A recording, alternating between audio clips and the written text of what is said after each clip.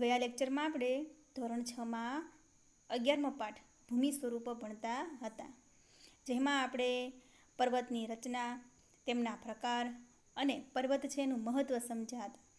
અને ઉચ્ચ પ્રદેશ છે તે ઉચ્ચ પ્રદેશના પ્રકારો અને ઉચ્ચ પ્રદેશ છે એનો ઉપયોગ શું થાય છે, એ આપણને કેવી રીતે મહત્ત્વના છે, એ બંને વિશે આપણે ભણ્યા હતા. હવે આપણે ભૂમિ સ્વરૂપના પ્રકાર એવા મેદાન વિશે છે એ આપણે આગળ અભ્યાસ કરીશું.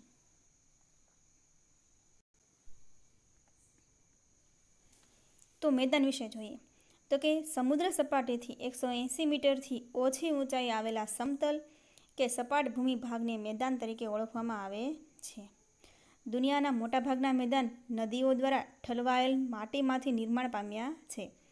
નદીઓ સિવાય કેટલાક મેદાનોનું નિર્માણ પવન, જ્વાળામુખી અને હિમ નદીઓ દ્વારા પણ થાય છે. તો કે અહીં આપણને દર્શાવ્યું છે કે સમુદ્ર સપાટીથી 180 મીટરથી ઓછી ઊંચાઈ આવેલા હોય, અને જો 180 મીટરથી વધુ આવેલ હોય તો એને ઉચ્ચ પ્રદેશ કહેવાય. પરંતુ 180 મીટરથી ઓછી ઊંચાઈ આવેલા હોય સમુદ્ર સપાટીથી, અને એ જે સ્થળ છે તે સમતલ હોય કે સપાટ ભૂમિ હોય, તો તેને આપણે મેદાન તરીકે ઓળખીએ છીએ. અને દુનિયાના મોટાભાગના જે મેદાન છે, બરાબર, તો એનું નિર્માણ કેવી રીતે થયું? તો કે ઉદાહરણ તરીકે જોઈએ કે કોઈ નદી વહી રહી છે, બરાબર. આ નદી છે એ પોતાની સાથે ઉદ્ગમ સ્થાનથી જ્યાં સુધી એનો અંત થાય, બરાબર, અહીં સમુદ્ર જે હોય એની અંદર એનો અંત થાય છે, બરાબર. તો એ અંત જ્યાં પામે છે ત્યાં સુધીમાં તો એ પોતાની સાથે ઘણો બધો કાપ છે તે ઢસડીને લાવતી હોય છે. અને એક જગ્યાએ છે કાપ છે એનો આપણે આમ જોઈએ તો એ કાપ છે એ ત્યાં પથરાય છે અને ત્યાં ધીમે ધીમે મેદાનની રચના થાય છે. પછી આ સિવાય જોઈએ તો કે પવન દ્વારા પણ અને જ્વાળામુખી દ્વારા અને હિમનદીઓ દ્વારા પણ મેદાનની રચના થાય છે. હા, મેદાનોનું છે વર્ગીકરણ કરવામાં આવ્યું છે. જેવી રીતે પર્વત છે તો એનું વર્ગીકરણ કરવામાં આવ્યું છે ગેડ પર્વત, ખંડ પર્વત, બરાબર, જ્વાળામુખીય પર્વત,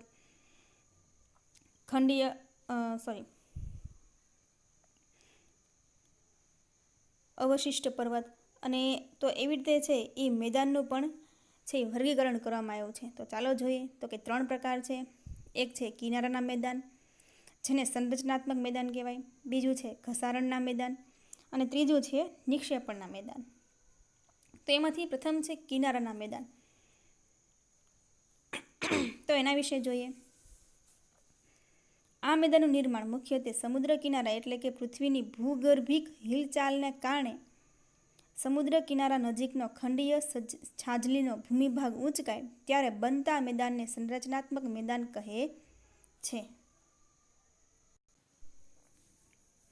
એટલે એમ કીધું છે કે આ મેદાનનું નિર્માણ એટલે કે બને છે કેવી રીતે? તો કે જે સમુદ્ર કિનારો હોય, બરાબર, તો એનો ભૂગર્ભિક હિલચાલ, આપણી પૃથ્વી છે એની પેટાળમાં જે મેઘમાં રહેલો છે તો એ હિલચાલ થાય, હલે ચલે, તો શું થાય? તો કે સમુદ્ર કિનારા જે નજીકનો ભાગ છે ખંડીય છાજલીવાળો ભાગ, તે ભૂમિ ભાગ છે ઊંચકાય છે અને તેના લીધે જે મેદાનની રચના બને છે એને સંરચનાત્મક મેદાન કહેવાય છે.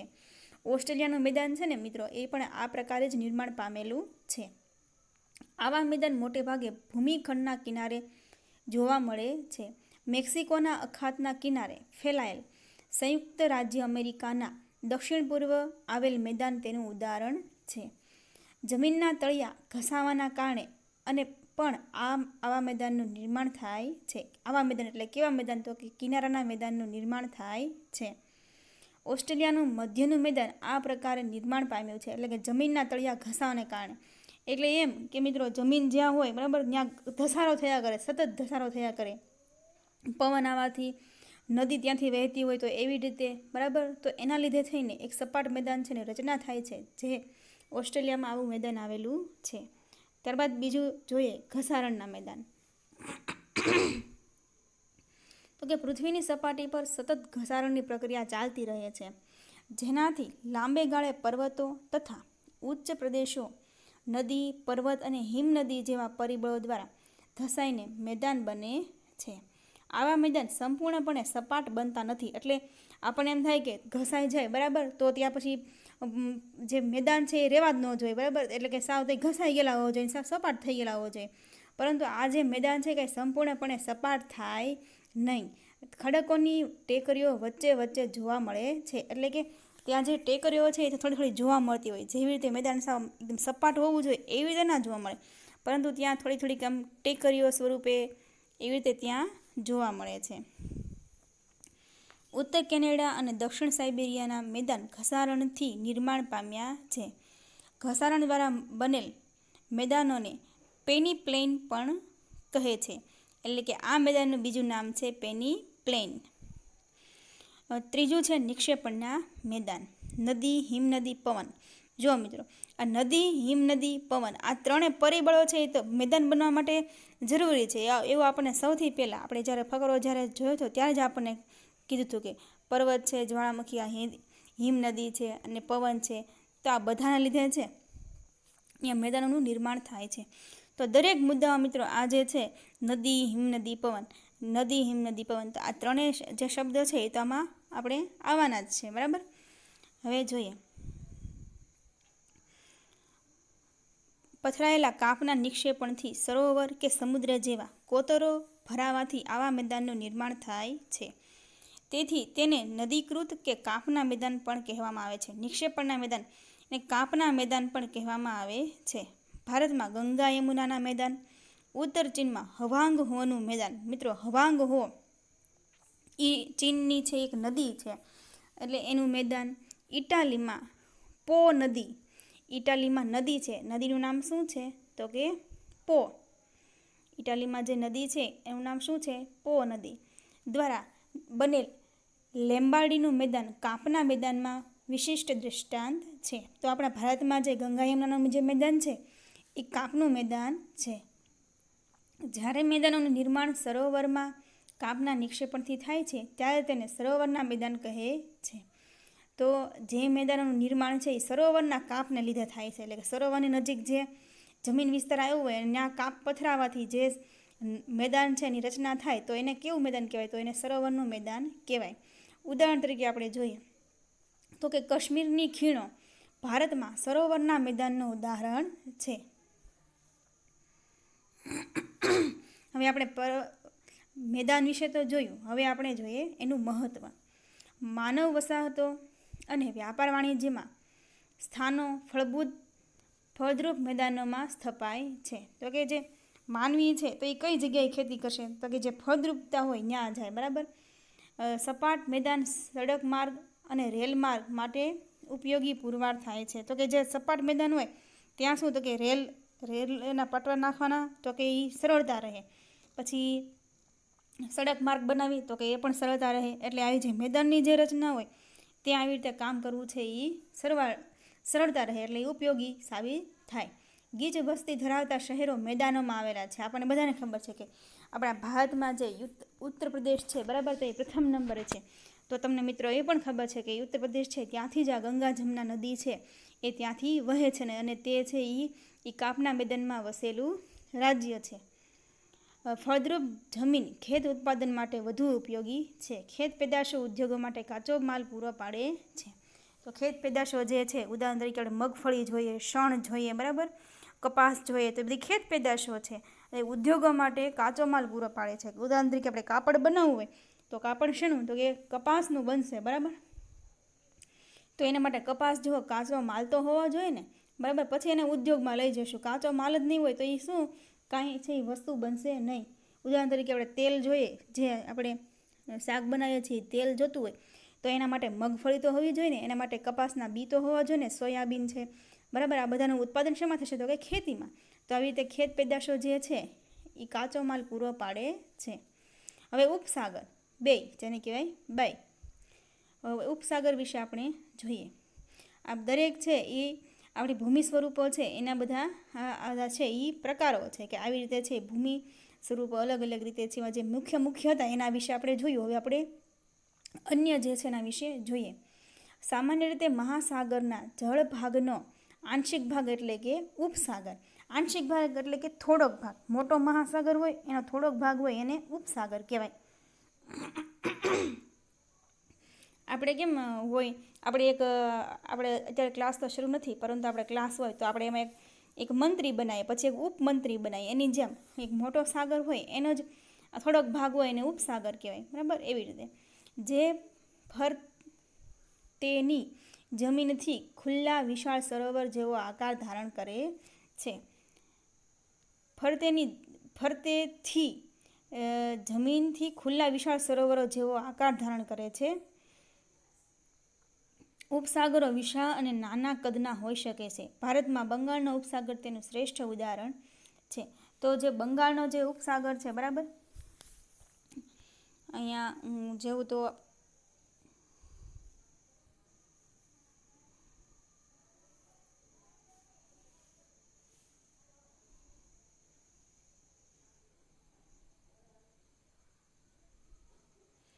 અહીંયા આવેલો છે બંગાળની ખાડી. બંગાળની જે ખાડી છે એ જ બંગાળનો છે એ ઉપસાગર છે, બરાબર. તો બંગાળનો જે છે તો શું, તો કે એની આમ જોઈએ તો અહીંયા આવશે બાંગ્લાદેશ, અહીંયા આવશે આપણો ભારત દેશ, અહીંયા આવશે મ્યાનમાર. તો એવી રીતે આપણે જોઈએ તો આવી રીતે 1, 2, આમ 3. તો કે એવી રીતે એને શું, તો કે આવી રીતે છે જમીન સરહદ અટકતી હોય અને પછી અહીંયા આવશે હિન્દ મહાસાગર, બરાબર. તો હિન્દ મહાસાગર છે એ મોટો સાગર છે અને બંગાળની ખાડી છે એનો ઉપસાગર છે. તો આવી રીતે છે એ મોટો વિશાળ જે મહાસાગર હોય એનો થોડોક ભાગ હોય એને ઉપસાગર કહેવાય. અખાત, ગલ્ફ એના વિશે જોઈએ. જ્યારે કોઈ જળ વિસ્તાર 3 બાજુથી ભૂમિથી ઘેરાયેલો હોય તેને અખાત કહેવાય છે. ઉદાહરણ તરીકે ખંભાતનો અખાત અને કચ્છનો અખાત. તો કે જે જળ વિસ્તાર છે 3 બાજુથી ભૂમિથી ઘેરાયેલો હોય, આપણું ગુજરાત આપણે દોરીએ, બરાબર. તો આપણો ગુજરાતનો જે નકશો છે એ આ પ્રમાણે છે, બરાબર. તો અહીંયા આપણે આવ્યો છે, અહીંયા જે છે થોડો કલરવાળો આપણે કરીએ કે અહીં છે કચ્છનો અખાત, બરાબર, કચ્છનો અખાત. અને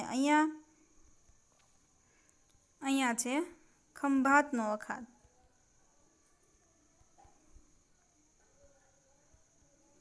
તો આવી રીતે તો શું, તો કે અહીંયા 1 બાજુ 2 બાજુ 3 બાજુ, અહીંયા પણ 1 બાજુ 2 બાજુ 3 બાજુ, શું, તો કે જમીનથી ઘેરાયેલો ભાગ છે. તો એને શું કહીશું, તો કે અખાત. ત્યારબાદ જોઈએ ભૂશીર, cap.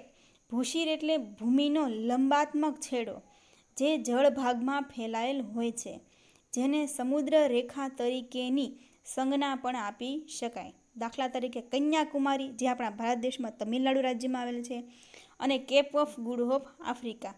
Cap of Good Hope છે એ આફ્રિકા ખંડમાં આવેલો એક ભૂશીર છે, બરાબર. કન્યાકુમારી આપણા ભારત દેશમાં આપણે જ્યારે નકશો બનાવીએ ત્યારે આપણે અહીંયા ગુજરાતથી સમજી લેવાનું અને અહીંથી આમ આંધ્રપ્રદેશથી પછી આવી રીતે છે, બરાબર.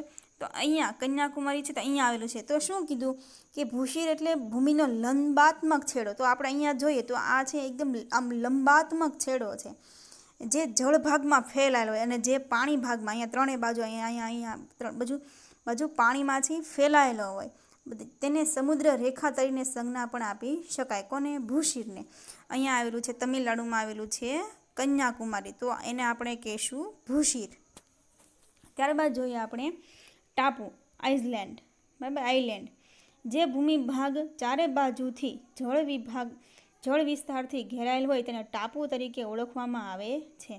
ઉદાહરણ તરીકે લક્ષદ્વીપ, અંદમાન નિકોબાર, શંખોદ્વાર એટલે જે બેટ દ્વારકામાં આવેલું છે તે, પિરોટન, નરા બેટ, પીરમ બેટ, શિયાળ બેટ વગેરે. તો જે બેટ આવેલા છે નરા બેટ, પીરમ બેટ, શિયાળ બેટ, બરાબર, તે કચ્છમાં એ બાજુ આવેલા છે. પિરોટન છે એ પણ દેવભૂમિ દ્વારકા બાજુ આવેલ છે. શંખોદ્વાર એ આપણા ગુજરાતમાં આવેલ છે. અંદમાન નિકોબાર જે આપણા ભારત દેશમાં, બરાબર, અહીંયા નીચે આવેલું છે.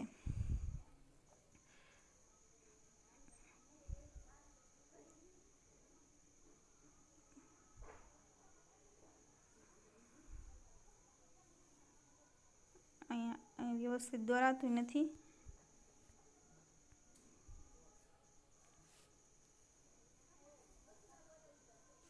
અહીંયા અંદમાન નિકોબાર આવેલું છે અને અહીંયા આવેલું છે લક્ષદ્વીપ, બરાબર. નડા બેટ અહીંયા કચ્છ બાજુમાં આવેલું છે. નળેશ્વરીમાં જે આવેલું છે નડા બેટ આવેલું છે. અમરેલી બાજુ આપણે ગુજરાતમાં પીરમ બેટ આવેલું છે. શિયાળ બેટ પણ આવેલું છે, બરાબર. તો આ બધા બેટ આવેલા છે કે જે શું, તો કે 3 બાજુ પાણીથી ઘેરાયેલા હોય છે અને જેને ટાપુ પણ કહેવાય છે. ખીણને કહેશું વેલી. પર્વતોની હારમાળા વચ્ચે આવેલો નીચાણવાળો ભાગ જેને ખીણ કહેવાય.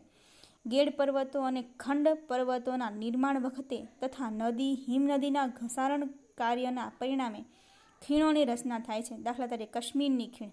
મિત્રો, તમે કાશ્મીરનો ફોટો જો તમે ફિલ્મમાં જોયો હોય તો તમને ખ્યાલ હશે, જાણે એમ થાય કે સ્વર્ગ ઉતરી આવ્યું, એટલું સરસ છે એ ખીણ હોય છે. બરાબર, એકલા ફ્લાવર નીચે ફૂલ ખીલેલા હોય અને પાછળ બરફ ઓઢેલી ચાદરથી એકદમ બરફ છવાયેલો હોય અને નીચે આપણે જોઈએ તો એકલા રંગીન ફૂલ હોય અને સુગંધીદાર ખુશ્બુ હોય અને ભમરા ઉડતા હોય. બરાબર, એવું છે કંઈક નજારો હોય કાશ્મીરનો.